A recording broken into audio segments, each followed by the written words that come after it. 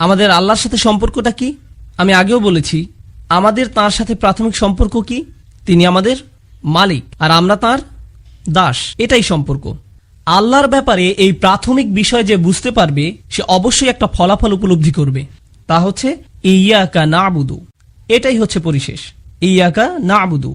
শুধু তোমার কাছেই আমরা দাসত্ব স্বীকার করি, ইচ্ছাকৃত দাসত্ব। এখন চলুন দাসত্ব নিয়ে কথা বলি। দাসত্ব কি ইচ্ছাকৃত হয় নাকি জোর দিয়ে করতে হয়? দাসত্ব কি ইচ্ছাকৃত হয় নাকি অনিচ্ছাকৃত? অনিচ্ছাকৃত। কেউ বলবে না আমি অন্যরকম একটা চাকরি খুঁজছি, আমি আমার পায়ে শিকল বাঁধা পছন্দ করি। ওকে, কেউ দাসত্বের চাকরির জন্য অ্যাপ্লাই করে না, ঠিক না?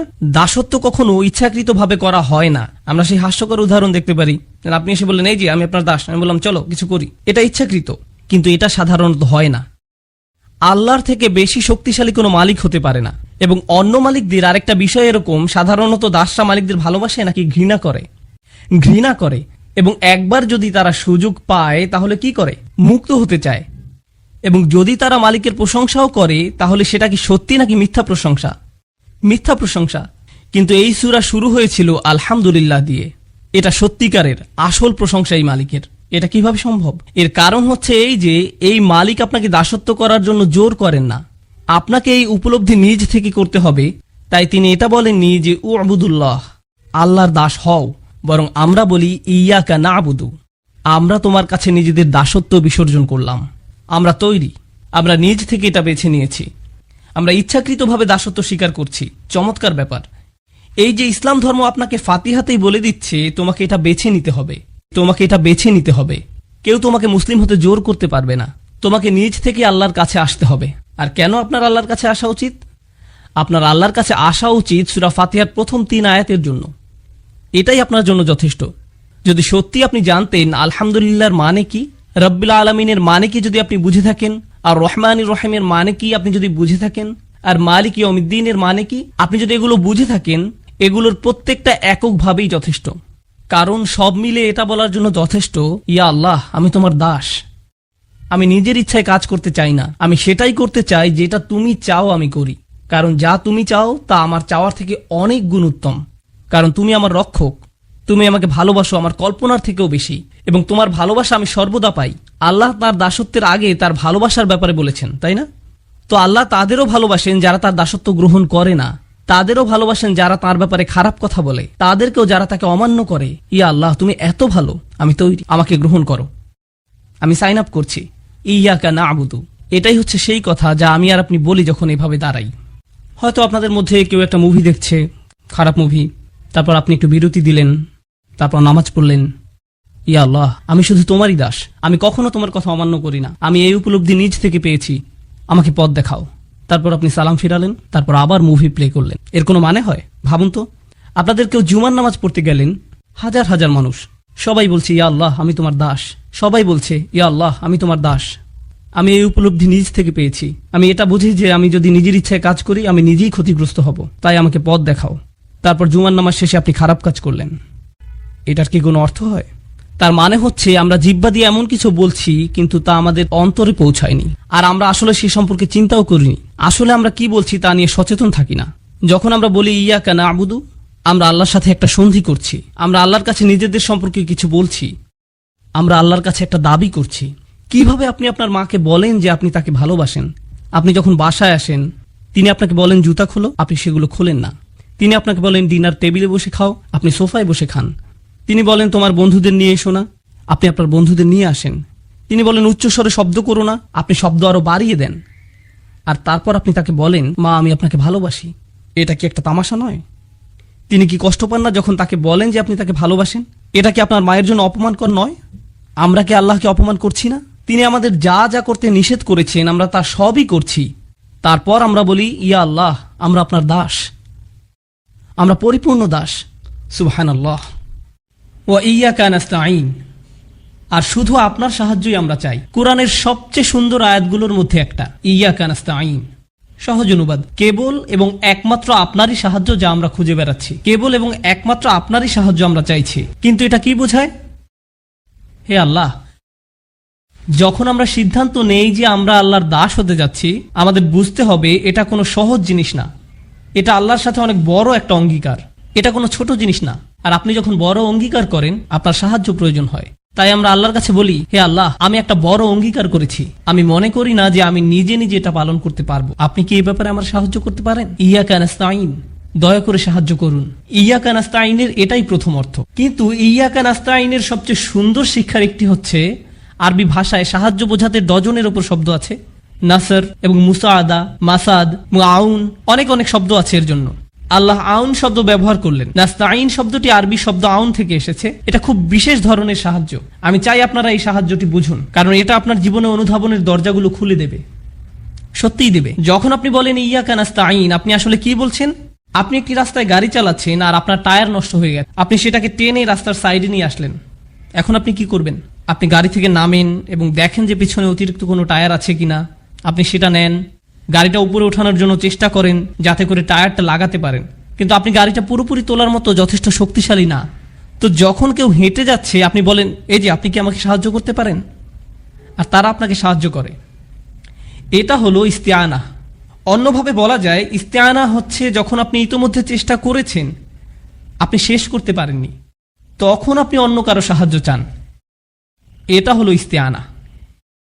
ইস্তেআনা এটা নয় যে আপনার গাড়ির টায়ার নষ্ট হয়ে গেছে আর আপনি গাড়িতে বসে আছেন, কেউ পাশ দিয়ে যাচ্ছে, আপনি তখন বললেন, হেই, আমার গাড়ির টায়ার নষ্ট হয়ে গেছে, আপনি কি সাহায্য করতে পারেন? তিনি বললেন, হ্যাঁ ঠিক আছে। তারপর আপনি বললেন, এখানে ট্রাঙ্ক খোলার একটা বাটন আছে, বাটন চেপে ট্রাঙ্ক খুলে আপনি কাজ করতে থাকুন আর আমি এখানে বসে সংবাদ শুনছি। এটা ইস্তেআনা নয়, এটা ইস্তেআনা না। কেন না?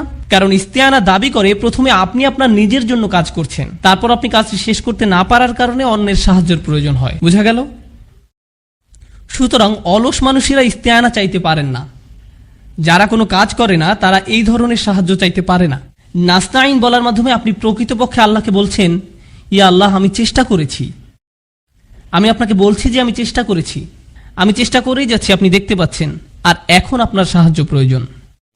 তো এই পৃথিবীর কেউ যে আল্লাহর দিকে ফিরে আসে আর বলে, কিভাবে সম্ভব যে আপনি আমাকে সাহায্য করেন না? আর মানুষ তা করে। লোকে জিজ্ঞেস করে, কিভাবে আল্লাহ আমাকে সাহায্য না করে? আর এমনকি তারা নিজেরাও চেষ্টা করে না, তারা নিজেরা কোনো উদ্যোগ নেয় না, কিন্তু তারা আল্লাহকে দোষারোপ করে যে তাকে সাহায্য কেন করছে না। তারা কেবল তাদের নিজেদেরকে দোষারোপ করতে পারে। এটাই আল্লাহর মূলনীতি। তিনি আপনাকে সাহায্য করবেন যখন আপনি নিজে উদ্যোগ নেওয়া শুরু করবেন। যদি আপনি নিজে নিজে উদ্যোগ না নেন, তিনি আপনাকে সাহায্য করবেন না। দুটো জিনিস আপনাকে এখানে বুঝতে হবে। আমি দুটো সম্পর্কেই বলবো। পৃথিবীতে এমন মানুষ আছে যারা কোনো উদ্যোগ নেয় না, আবার তারপর আল্লাহর কাছে সাহায্য আশা করে। এটা কখনোই আসবে না। সাহাবারা ফিরিস্তাগণ দ্বারা সাহায্য প্রাপ্ত হয়েছিলেন বদরের যুদ্ধে, আপনারা সেটা জানেন। সাহাবারা যুদ্ধে ফিরিস্তাগণ কর্তৃক সাহায্য প্রাপ্ত হয়েছিলেন, কিন্তু সাহাবাদেরকে যুদ্ধে যেতে হয়েছিল, শত্রুপক্ষকে মোকাবেলা করতে হয়েছিল, আর তারপর ফিরিস্তাগণ এসেছিলেন। ফিরিস্তাগণ আগে থেকেই সেখানে অপেক্ষারত ছিলেন না। এই আমরা এখানে 3টা থেকে আছি, তোমরা কোথায় ছিলে? এটা এভাবে ঘটে না। ইব্রাহিম আলাইহিসসালামকে আগুনে নিক্ষিপ্ত হতে হয়েছিল, তারপর এটা শীতল হয়েছিল। বোঝা গেল? আপনাকে প্রথম আপনার অংশটুকু করতে হবে, যতটুকু আপনি পারেন, তারপর আল্লাহ সাহায্য আসবে। এটা নিজে নিজে আসে না। আরেকটা দিক হলো, এমন কিছু মানুষ আছে যারা ভাবে তারা নিজেরাই সব করতে পারে, তাদের আল্লাহর সাহায্য চাওয়ার দরকার নেই। আমি আমার চাকরিটি পেয়েছি কারণ আমি খুবই বুদ্ধিদীপ্ত, আমার খুব সফল একটা ব্যবসা আছে কারণ আমি খুব ভালো কিছু সিদ্ধান্ত নিয়েছিলাম, আমার একটা ভালো ডিগ্রি আছে কারণ আমি খুব চটপটে। আর আমরা ভাবা শুরু করি আমরা এটা পেয়েছি কারণ আমরা এটার যোগ্য দাবিদার, অথবা আমরা নিজেরা এটা অর্জন করেছি। ফাতিহা আমাদেরকে শিক্ষা দিচ্ছে সাফল্য তা এই জীবনে হলেও দুটো জিনিস থেকে আসে। আপনি নিজে উদ্যোগ নেবেন, তারপর আপনি অন্যের সাহায্য চাইবেন। এবার বলছি নাস্তাইন সম্পর্কে শেষ বিষয়টি। যখন আপনি কারো কাছে সাহায্য চান, এটা সবসময় নির্দিষ্ট। যদি আমি কোনো একটা পাহাড়ের গায়ে ঝুলে থাকি, হেল্প, আর কেউ হেঁটে যাচ্ছে আর আমাকে 1 বোতল পানি দিল, আমি যে সাহায্য চেয়েছিলাম তা হলো আমাকে উপরে তুলুন। এটা নির্দিষ্ট। আমি আর অন্য কোনো ধরনের সাহায্য চাইছিলাম না, আমি এই ধরনের সাহায্য চেয়েছিলাম। আপনারা বুঝতে পারছেন? আপনার যখন কলমের কালি শেষ হয়ে যায় আর আপনি বলেন, আপনি কি আমাকে সাহায্য করতে পারেন, তার মানে আপনি তাদের কলম চাইছেন। কিন্তু তারা যদি আপনাকে একটা বিস্কিট দেয়, সেটা সেই সাহায্য না যা আপনি খুঁজছেন। সাহায্য সবসময় নির্দিষ্ট। এটা কি পরিষ্কার? কারণ এটা সবসময় নির্দিষ্ট। আপনাকে বলতে হবে আপনি কোন সাহায্যটি চাইছেন। কিন্তু এই আয়াতে আমরা বলি ইয়াকা নাস্তাইন, ফিমা, কিসে? আমরা আপনার সাহায্য চাই। আমরা আল্লাহকে বলি, ইয়া আল্লাহ, আমরা আপনার কাছে সাহায্য চাইছি, কিন্তু কিসে আমার সাহায্য চাইছো? তুমি কি তোমার স্বাস্থ্যের বিষয়ে আমার সাহায্য চাইছো? তোমার পারিবারিক জীবনে? তুমি কি তোমার পড়াশোনায় আমার সাহায্য চাইছো? তুমি কি তোমার ধর্ম বিষয়ে আমার সাহায্য চাইছো? তুমি কি চাইছো? কেউ যখন খুব মরিয়া থাকে তখন তারা কি বলবে সেটা বুঝতে পারে না, তারা এমনকি ব্যাখ্যাও করতে পারে না তাদের কিসে সাহায্য প্রয়োজন। তখন তারা শুধু বলে সাহায্য করুন। এটা আমরা ফাতিহাতে বলি, হে আল্লাহ সাহায্য করুন, কারণ আমাদের যা যা দরকার তার সংখ্যা অনেক, এমনকি আমরা তার তালিকাও তৈরি করতে পারি না। তাই আমরা শুধু বলি ইয়াকা নাস্তাইন। সুবহানাল্লাহ। ইয়াকা না'বুদু ওয়া ইয়াকা নাস্তাইনের উপর শাইখ আশ-শারাই রাহিমাহুল্লাহর একটা সুন্দর কথা আছে, আমার খুবই প্রিয়। তিনি বলেছিলেন, সুবহানাল্লাহ, তিনি বলেছিলেন কেন আল্লাহ ইয়াকা না'বুদু প্রথমে বলেছিলেন আর কেন তিনি ইয়াকা নাস্তাইন দ্বিতীয় বললেন। কি হতো যদি তিনি এটা উল্টো করে দিতেন? কেন আপনি এটা উল্টে দিতে পারেন না, ইয়াকা নাস্তাইনু ওয়া ইয়াকা না'বুদু? তিনি বলেন দুটো কারণ আছে কেন আপনাকে এই পৃথিবীতে রাখা হয়েছে, সাহায্য চাইতে নাকি ইবাদত করতে, আল্লাহর দাসত্ব করতে। তাই আমাদের উদ্দেশ্যটা প্রথমে উল্লেখ করে নেওয়া হলো, আর আমাদের এই উদ্দেশ্য সফল করতে হলে আমাদের কি প্রয়োজন তা বলা হয়েছে দ্বিতীয়ত। কিন্তু আরেকটা আছে যেটা আরো বেশি সুন্দর জিনিস, যখন আমরা নিজেদের আল্লাহর কৃতদাসে পরিণত করি, যখন আমরা আল্লাহর ইবাদত করি এটা আল্লাহর জন্য,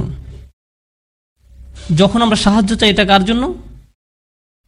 আমাদের জন্য। ইয়াকা না'বুদু আল্লাহর জন্য, আর ইয়াকা নাস্তাইন আমাদের জন্য। আপনি আল্লাহর জন্য যেটা চান তা আগে উল্লেখ করা উচিত, আর নিজের জন্য যেটা চান তা পরে উল্লেখ করা উচিত। এটা সুন্দর আচরণের অংশ, এটা ভালো বিনয়। ইয়াকা না'বুদু ওয়া ইয়াকা নাস্তাইন। সুবহানাল্লাহ। আপনারা বুঝতে পেরেছেন? আমাদের আলোচ্য বিষয় হবে সূরাটির বাকি অংশের দার্স শেষ করা। ফাসাল্লি লিরাব্বিকা ওয়ানহার ইন্না শানিআকা হুয়াল আবতার। কিন্তু আয়াতগুলোতে যাবার আগে কিছু বিষয় সম্পর্কে আমাদের পরিষ্কার ধারণা থাকা প্রয়োজন। প্রথমত, সাধারণভাবে বলতে গেলে বেশিরভাগ বর্ণনা মতে এই সূরা নাজিলের প্রেক্ষাপট হিসেবে অনেকগুলো ঘটনা রয়েছে যা মোটামুটি একই রকম। এমন কোনো নিশ্চিত মতামত পাওয়া যায় না যে এই একটি ঘটনার প্রেক্ষিতে সূরাটি নাজিল হয়েছে, কিন্তু যেসব ঘটনার বর্ণনা পাওয়া যায় তার সবগুলো ঘটনা প্রায় সামঞ্জস্যপূর্ণ, এবং নিশ্চিতভাবেই সব ঘটনাতেই কাফিররা নবী আলাইহিস সালাতু ওয়াস সালামকে অপমান করার চেষ্টা করেছে। কিছু কিছু অবিশ্বাসী রাসূল সাল্লাল্লাহু আলাইহি ওয়াসাল্লামের কাছে এসে তাকে বিভিন্ন কটু কথা বলে যেত। আগের পর্বগুলোতে আমরা এরকম কিছু মন্তব্য সম্পর্কে জেনেছি। আজকে আমরা ইন্না শানিআকা হুয়াল আবতার আয়াতের ব্যাখ্যায় এগুলো সম্পর্কে বিস্তারিত জানবো ইনশাআল্লাহ তাআলা। তবে আমরা এতটুকু বলতে পারি এই সূরার প্রেক্ষাপট ছিল সম্পূর্ণ নেতিবাচক। এর প্রেক্ষাপটে যেসব ঘটনা ঘটেছে, নবী আলাইহিস সালাতু ওয়াস সালামের জীবনে এই ঘটনাগুলো মোটেও সুখকর ছিল না। কিন্তু আল্লাহ এই নেতিবাচক ঘটনাগুলোর উত্তরে এই সূরাটি শুরু করেছেন খুবই ইতিবাচকভাবে। ইন্না আতাইনাকা আল কাউসার। আল্লাহ আযজা ওয়া জাল্লা নবী সাল্লাল্লাহু আলাইহি ওয়াসাল্লামকে আল কাউসার দান করার কথা বলেছেন, যা অত্যন্ত ইতিবাচক এবং যা কাফিরদের কথার সম্পূর্ণ বিপরীত। এতে আমরা রাসূল সাল্লাল্লাহু আলাইহি ওয়াসাল্লামের সিরাত এবং দাওয়াতে দ্বীনের কাজ সম্পর্কে গুরুত্বপূর্ণ একটা শিক্ষা পাই। সেটা হলো রাসূল সাল্লাল্লাহু আলাইহি ওয়াসাল্লামের জীবনে খুবই বেদনাদায়ক এবং যন্ত্রণাদায়ক কিছু ঘটনা ঘটেছে, কিন্তু আল্লাহ চান তার প্রিয় নবী সাল্লাল্লাহু আলাইহি ওয়াসাল্লাম ইতিবাচক দিকে ফোকাস করুন। আপনি বরং আল্লাহ আপনাকে যা দান করেছেন সেগুলোতে মনোযোগ দিন। আল কাউসারের দিকে ফোকাস করুন, যা আল্লাহ একান্তভাবে আপনাকে দিয়েছেন। এটাই এখানে প্রথম শিক্ষা। তাছাড়া এখানে আল্লাহর একটা অনুগ্রহ রয়েছে, তিনি নেতিবাচক কথা বলার আগে ইতিবাচক কথা দিয়ে সূরাটি শুরু করেছেন। তিনি ইতিবাচক কথা দিয়ে শুরু করেছেন, ইন্না আতাইনাকা আল কাউসার, তারপর ফাসাল্লি লিরাব্বিকা ওয়ানহার। এরপর তিনি নেতিবাচক কথা বলেছেন, ইন্না শানিআকা, অর্থাৎ আপনার শত্রু।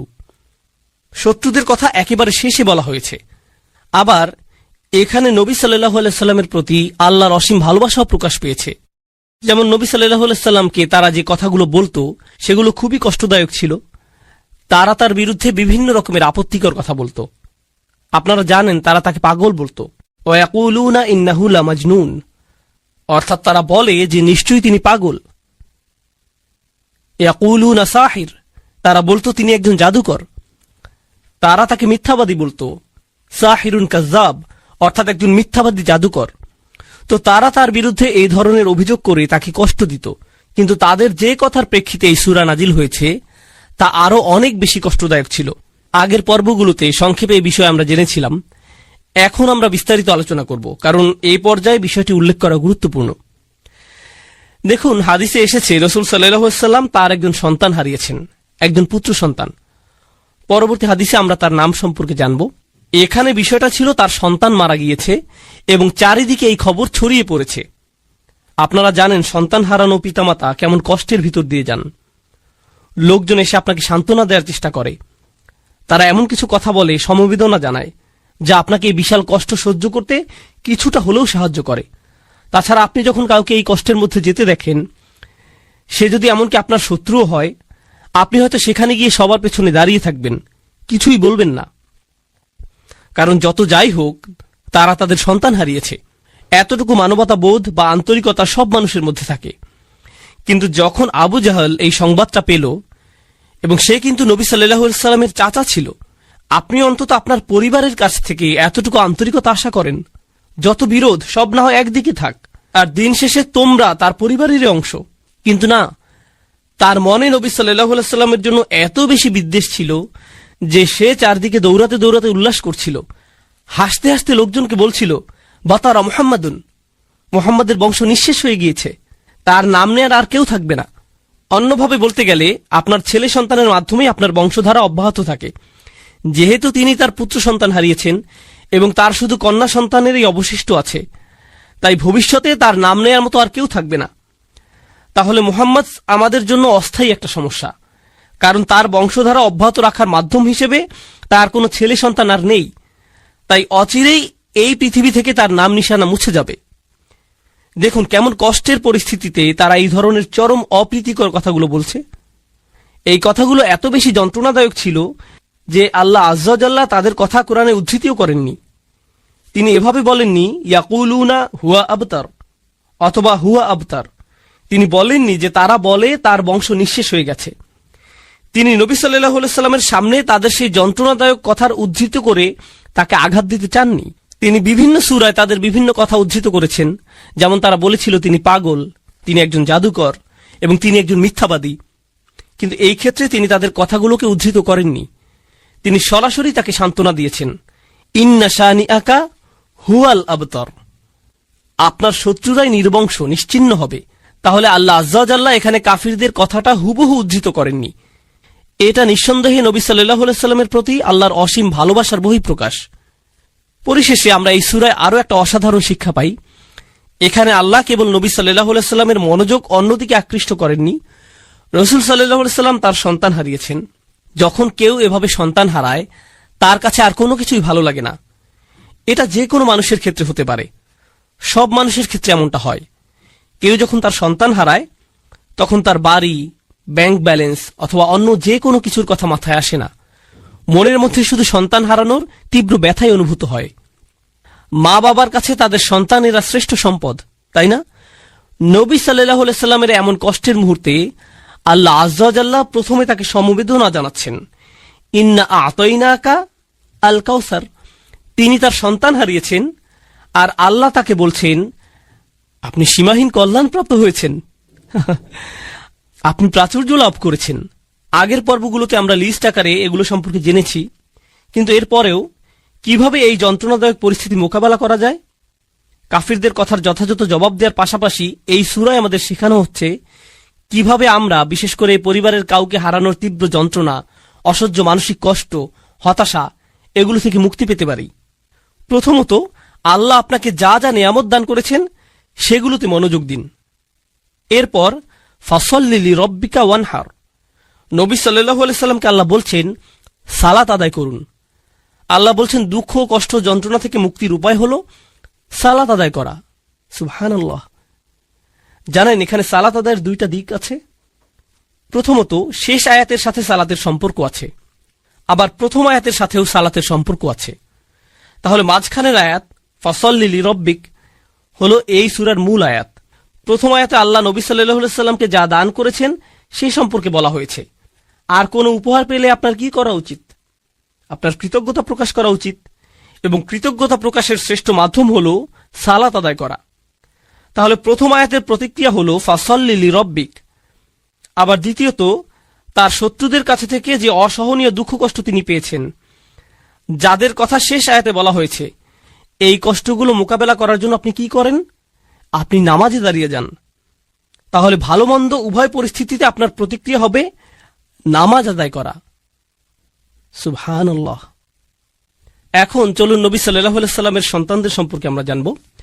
আন ইবনে আব্বাস রাদিয়াল্লাহু তাআলা আনহুমা কল, ইবনে আব্বাস রাদিয়াল্লাহু আনহুমা হাদিসটি বর্ণনা করেছেন, কান আকবরু ওয়ালাদি রাসূলুল্লাহ সাল্লাল্লাহু আলাইহি ওয়াসাল্লাম আল কাসিম, রাসূল সাল্লাল্লাহু আলাইহি সাল্লামের বড় সন্তানের নাম ছিল কাসিম রাদিয়াল্লাহু আনহু, সুম্মা জাইনাব, তারপর জাইনাব, সুম্মা আব্দুল্লাহ, তারপর আব্দুল্লাহ, সুম্মা উম্মু কুলসুম, সুম্মা ফাতিমা, সুম্মা রুকাইয়া, ফামাত আল কাসিম। তাহলে এখান থেকে আমরা তার সন্তানদের বয়সের ক্রমও জানতে পারি। তো প্রথম সন্তান ছিলেন কাসিম, তারপর জাইনাব, তারপর আব্দুল্লাহ, তারপর উম্মে কুলসুম, তারপর ফাতিমা, তারপর রুকাইয়া। মাক্কি যুগের শেষের দিকে কাসিম রাদিয়াল্লাহু আনহু ইন্তেকাল করেন। এরপর মাদানী যুগে আব্দুল্লাহও মারা যান। কারো কারো মতে সূরাটি কাসিম রাদিয়াল্লাহু তাআলা আনহুর মৃত্যুর প্রেক্ষাপটে নাজিল হয়, আবার অন্যদের মতে আব্দুল্লাহ রাদিয়াল্লাহু তাআলা আনহুর মৃত্যুর পরে এটি নাজিল হয়। আবার অন্য একটি বর্ণনায় আমরা রাসূল সাল্লাল্লাহু আলাইহি সাল্লামের আরও একজন সন্তানের কথা জানতে পারি, ইব্রাহিম রাদিয়াল্লাহু আনহু। তাহলে তার কোন সন্তানের মৃত্যুর প্রেক্ষিতে সূরাটি নাজিল হয়েছে, এই ব্যাপারে বিভিন্ন মতামত পাওয়া যায়। আবার আবু আইয়ুব রাদিয়াল্লাহু আনহু বর্ণনা করেছেন, লাম্মা মাতা ইব্রাহিম বিন রাসূলিল্লাহ সাল্লাল্লাহু আলাইহি সাল্লাম মাশাল মুশরিকুনা বা'দুহুম ইলা বা'দ ফাকালু, অর্থাৎ যখন রাসূল সাল্লাল্লাহু আলাইহি সাল্লামের ছেলে ইব্রাহিম রাদিয়াল্লাহু তাআলা আনহু ইন্তেকাল করলেন, মুশরিকরা একে অন্যের কাছে দৌড়ে দৌড়ে যেতে লাগলো এবং বলল, ইন্না হাযা সাবি কদ বাতারাল লাইল। সাবি মানে যার আর কোনো সন্তান হবে না, যার কোনো ছেলে সন্তান নেই, কোনো পরবর্তী বংশধর নেই, আজ রাতে তার বংশধারা নিঃশেষ হয়ে গেছে।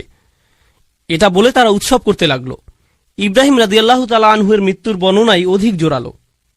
তো এবার আসুন, ফাসল্লি লিরব্বিক, এই আয়াতটি শুরু হয়েছে ফা অক্ষর দিয়ে। ফা সল্লি লিরব্বিক। এখানে ফা সম্পর্কে ইমাম আল আলুসি বলছেন, আল ফা ফি কওলিহি তাআলা, তিনি বলছেন আল্লাহ যখন আয়াতে ফা অক্ষরটি উল্লেখ করেছেন, লিতারতিবি মা বাদাহা আলা মা ক্বাবলাহা, এই ফা অক্ষরটি এর পূর্ববর্তী বাক্যাংশের উপর গুরুত্বারোপ করে এবং এটি ফা এর পূর্ববর্তী কথার সাথে এর পরের কথাকে সম্পৃক্ত করে। ফাইন্না ইতাআ তাআলা ইয়াহু আলাইহিস সালাতু ওয়াস সালাম মা যুকিরা মিনাল আয়াতিল্লাতি লাম ইউতিহা আহাদাম মিনাল আলামিন, অর্থাৎ যেহেতু প্রথম আয়াতে বলা হয়েছে নবী সাল্লাল্লাহু আলাইহি সাল্লামকে আল্লাহ প্রাচুর্য দান করেছেন, আর তিনি তাকে যা কিছু দান করেছেন সবই অসাধারণ এবং অতুলনীয়। তাছাড়া এগুলো এমন কিছু ছিল যা তিনি এই পৃথিবীর আর কাউকে দেননি। মুস্তাওজাবুন লিল মা'মুরি বিহি আই ইস্তিজাব, এজন্য এটা রাসূল সাল্লাল্লাহু আলাইহি সাল্লামের জন্য গুরুত্বপূর্ণ ছিল যে তিনি এই সীমাহীন কল্যাণ লাভের জবাবে কৃতজ্ঞতা প্রকাশ করবেন। এই অসীম নিয়ামতের জন্য সারা দিয়ে কৃতজ্ঞতা প্রকাশ করা খুবই জরুরি।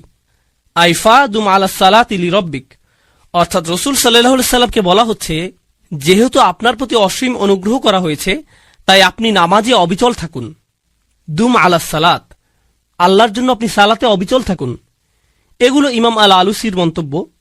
আপনাদের আবার একটু মনে করিয়ে দিতে চাই, এর আগের সূরা থেকে আমরা জেনেছি তারা যখন নামাজ পড়ত তারা উদাসীন থাকত, নামাজের প্রতি তারা যত্নবান ছিল না। তাছাড়া যখনই তারা নামাজ পড়ত লোক দেখানোর জন্য নামাজ পড়ত। আর এই সূরায় ঠিক এর বিপরীত বলা হচ্ছে, তোমরা কেবল তোমাদের রবের জন্য সালাত আদায় করো। ফাসল্লি লিরব্বিক, তিনি শুধু ফাসল্লি বলেননি, যদিও এর মাধ্যমে আদেশটি পরিপূর্ণ বোঝা যাচ্ছে। যেমন তিনি অন্য আয়াতে বলছেন আকিমিস সালাত, শুধু আকিমিস সালাত, কিন্তু এখানে বলছেন ফাসল্লি লিরব্বিক, আপনার রবের জন্য সালাত আদায় করুন, আপনার রবের জন্য।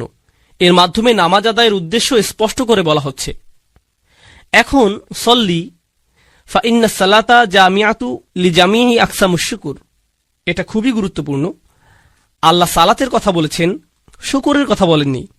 তিনি বলেননি ওয়াশুকর রাব্বাক, তোমার রবের কৃতজ্ঞতা প্রকাশ করো, তাই না? যখন কোনো অনুগ্রহ করা হয় তখন এর জন্য কৃতজ্ঞতা প্রকাশ করা উচিত। তাহলে আমরা বুঝতে পারলাম সালাত হলো জামিআতু লিজামিহি আকসামুশ শুকুর, অর্থাৎ আল্লাহর প্রতি কৃতজ্ঞতা প্রকাশের পরিপূর্ণ, সর্বোৎকৃষ্ট এবং সর্বশ্রেষ্ঠ উপায় হলো আল্লাহর জন্য সালাত আদায় করা। এজন্যই আমরা রাসূল সাল্লাল্লাহু আলাইহি সাল্লামের জীবনে দেখেছি, যখন ভালো কিছু ঘটত বা কোনো ভালো খবর আসতো তিনি কি করতেন? তিনি সাথে সাথে 2 রাকাত নামাজ পড়তেন। এভাবেই তিনি আল্লাহর কৃতজ্ঞতা প্রকাশ করতেন। এবং এটা আমরা আমাদের নিজেদের জীবনেও প্রয়োগ করতে পারি। যখন কোনো ভালো কিছু আমাদের জীবনে আসে, আমরা কোনো সুসংবাদ পাই, সাথে সাথে আমাদের উচিত সর্বোৎকৃষ্ট উপায়ে তার কৃতজ্ঞতা প্রকাশ করা, আল্লাহর জন্য সালাত আদায় করা। এই আলোচনাটি হলো ৬২তম সূরা, সূরা জুমার প্রথম অংশ নিয়ে। আমার অধ্যয়নের সময় যখন আমি এই কয়েকটি আয়াত অধ্যয়ন করেছি, এগুলো আমাকে বিশেষভাবে প্রভাবিত করেছিল। কারণ আমার মনে হয়েছিল যেন এই আয়াতগুলো কোরআনের পথে এবং ইসলামের পথে আমার নিজের যাত্রারই সারসংক্ষেপ। আমি যেভাবে নিজের ভিতর পরিবর্তন অনুভব করেছি আর যেভাবে আমার জীবনের বাহ্যিক দিকের পরিবর্তন এসেছে, সেটা ছিল একটা প্রক্রিয়ার অংশ। আর পরিবর্তনের সেই প্রক্রিয়াটি আসলে খুব চমৎকারভাবে বর্ণিত হয়েছে সূরা জুমার এই শুরুর আয়াতগুলোতে। আর আপনাদের সাথে এটা শেয়ার করাই আজকে আমার উদ্দেশ্য। আমি শুধুমাত্র লেকচার দিয়ে যেতে আগ্রহী নই। তো এখন আমি আপনাদের সাথে আলোচনা কয়েকটি বিষয় নিয়ে শুরু করব, আর আশা করছি ইনশাআল্লাহ আপনারা আমার সাথেই থাকবেন এবং বিষয়গুলো বুঝতে পারবেন পর্যায়ক্রমে সুশৃঙ্খলভাবে। আমি বিষয়গুলোকে আজকে সুশৃঙ্খলভাবে উপস্থাপন করতে চাই, যাতে আপনারা বিষয়গুলো সহজেই মনে রাখতে পারেন, যা আপনারা এত ভালোভাবে অনুধাবন করবেন যে তখন আপনারা নিজের ভাষায় তা অন্যদেরকে বোঝাতে পারবেন ইনশাআল্লাহ। আমাদের রাসূল সাল্লাল্লাহু আলাইহি ওয়াসাল্লামকে সর্বশ্রেষ্ঠ মিশন দিয়ে পাঠানো হয়েছে, যা কোনো মানুষকে কখনো দেয়া হয়নি। আর দ্বিতীয় আয়াতে সেই সম্পূর্ণ মিশনটির সারসংক্ষেপ করা হয়েছে 4টি কাজের মাধ্যমে। এগুলো হলো সেই 4টি কাজ যা রাসূল সাল্লাল্লাহু আলাইহি ওয়াসাল্লামকে করতে হয়েছিল, যে পরিবর্তন তিনি এনেছিলেন তার জন্য। আর এই আলোচনার শেষে সর্বশেষ যে আলোচনা আপনাদের সাথে করব তা হলো আমার এবং আপনার পরিবর্তনের ক্ষেত্রে আলোচিত এই সকল শিক্ষার ভূমিকা। নিজেকে পরিবর্তনের জন্য কোরআনে বর্ণিত এই 4টি পদক্ষেপ, যার আলোকে আমি আজকের আলোচনার নামকরণ করেছি। মূলত তাই থাকবে শেষের দিকে। কোরআন থেকে এই শিক্ষাগুলো আমরা শিখব এবং শেষে তা থেকে নির্যাস বের করে আমাদের নিজেদের জীবনে প্রয়োগ করব। তো আসুন শুরু করি সেই ভূমিকা দিয়ে। তো আসুন প্রথম আয়াতটি দিয়ে শুরু করা যাক। বিসমিল্লাহির রহমানির রহিম। ইউসাব্বিহু লিল্লাহি মা ফিস সামাওয়াতি ওয়া মা ফিল আরদিল মালিকিল কুদ্দুসিল আজিজিল হাকিম। আমি আপনাদের জন্য সরল অনুবাদ করছি। আকাশ এবং পৃথিবীর সবকিছু আল্লাহর পারফেকশন ঘোষণা করছে এবং তারা এটা করে যাবে। তিনি রাজা, পবিত্র, কর্তৃত্বের অধিকারী, বিজ্ঞ। এটা সরল অনুবাদ, যার মধ্যে আমি মনোযোগ দিব আল্লাহর এই 4টি নামের উপর। তারপর আমরা এগুলো নিয়ে কিছুটা বিস্তারিত আলোচনা করব। আরো একবার সরল অনুবাদ করি। আকাশের সবকিছু এবং পৃথিবীর সবকিছু ঘোষণা করে এবং ঘোষণা করতে থাকবে আল্লাহর পারফেকশন, যিনি রাজা, পবিত্র, কর্তৃত্বের অধিকারী, বিজ্ঞ। রাজা, পবিত্র, কর্তৃত্বের অধিকারী, বিজ্ঞ। তো আসুন এখন এই নামগুলোর প্রত্যেকটি নিয়ে কিছুটা আলোচনা করা যাক। আর আমি যেটা দিয়ে শুরু করতে চাই, এই বিষয়ে ইমাম ফখরুদ্দিন আল রাজির একটা পর্যবেক্ষণ দিয়ে, যিনি আল্লাহর এই 4টি নাম নিয়ে একসাথে চিন্তা করেছেন। আর তার মতে যে জিনিসটা এই 4টি নামকে একসাথে যুক্ত করেছে তা হলো প্রত্যেকটি নামই এর নিজস্ব ভঙ্গিতে আপনাকে আল্লাহর আরো কাছে নিয়ে যাবে। প্রত্যেকটি নামই আপনাকে আল্লাহর প্রতি আকৃষ্ট করে এবং আপনাকে আল্লাহর সান্নিধ্যে রেখে দেয়। ফখরুদ্দিন আল রাজি এটা বর্ণনা করেছেন। আমি তার ব্যাখ্যা থেকে কিছু উদ্ধৃতি উল্লেখ করছি। আল্লাহর গুণবাচক নাম রাজা বিষয়ে আমি তার ব্যাখ্যা দিয়ে শুরু করছি। أن العظيم لا ينصرف عن مجلس من كان عنده إلا عند انفضاض مجلسه أو إيذانه بانصرافهم। যখন আপনি মহিমান্বিত কারো সান্নিধ্যে থাকেন, এই ক্ষেত্রে একজন রাজার সান্নিধ্য, এটা অশোভনীয় যে আপনি সেখান থেকে হঠাৎ করে বের হয়ে আসবেন। আপনাকে রাজকীয় সান্নিধ্যের সম্মান দেওয়া হয়েছে। আপনি আমন্ত্রিত হয়েছেন কোনো প্রাসাদে।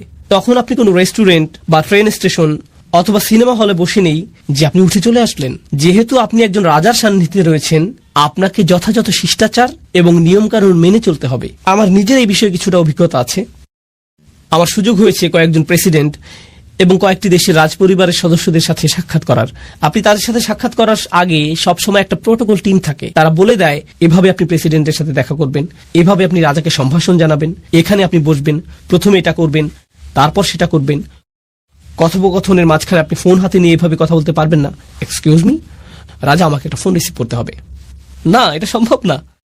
আল রাজি যা বোঝাতে যাচ্ছেন তা হলো আপনি হতবাক হয়ে যান এই ভেবে যে আপনি আল্লাহর রাজকীয় সান্নিধ্যে আছেন এবং আপনি সেই মহিমান্বিত সান্নিধ্য থেকে দূরে চলে আসতে বিব্রত এবং লজ্জিত বোধ করবেন। আপনি এতটা সম্মানিত বোধ করছেন যে সেখানে আপনি পৌঁছাতে পেরেছেন। কেন আপনি চাইবেন সেই নৈকট্য ছেড়ে আসতে? আপনার মন চাইবে না সেই নৈকট্য ত্যাগ করতে। তো আল্লাহর এই প্রথম নামটি আপনাকে সেই রাজকীয় নৈকট্যের প্রতি আকৃষ্ট করে এবং সেখানে থাকতে অনুপ্রাণিত করে।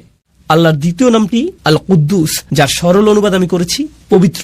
আল রাজি এ বিষয়ে বলছেন আল মুনাজ্জাহু আনিন নুকস ওয়া হুয়া ইউরগাবু ফি হাদরাতিহি।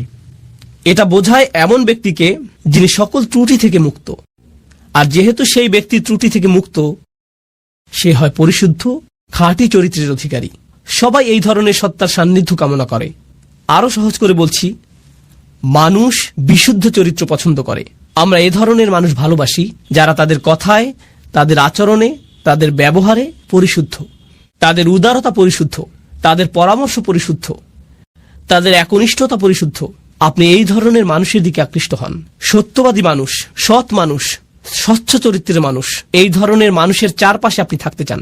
মানবজাতির স্বভাবগতভাবেই সত্যবাদিতা, পরিচ্ছন্নতা এবং বিশুদ্ধ চরিত্রের দিকে আকৃষ্ট হয়।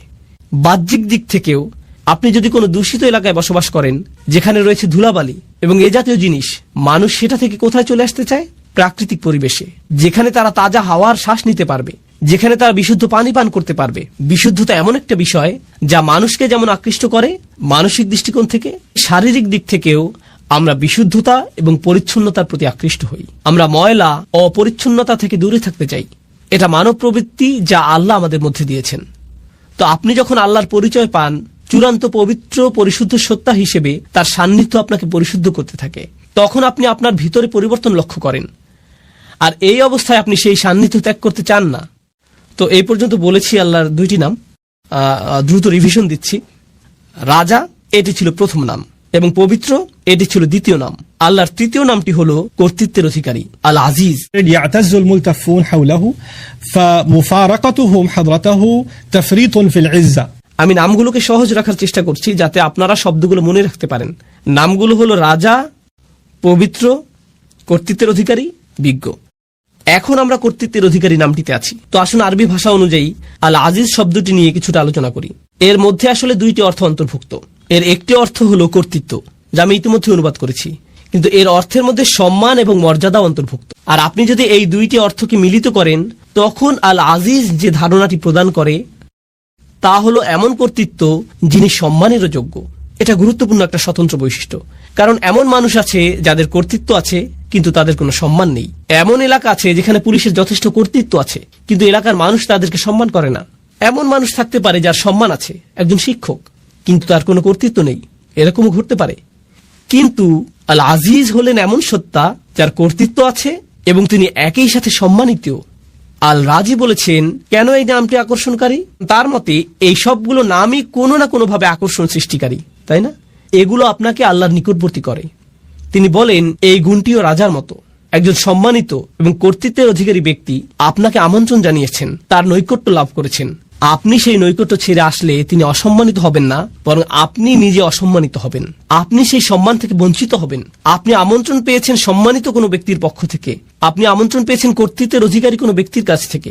তো আপনার তার প্রতি আনুগত্য প্রদর্শন করা, সেখানে গিয়ে অবস্থান করার অর্থ হলো আপনার নিজেকে সম্মানিত করা।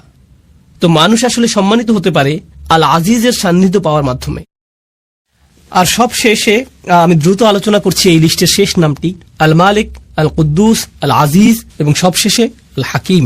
রাজা, পবিত্র, কর্তৃত্বের অধিকারী এবং সবশেষে বিজ্ঞ।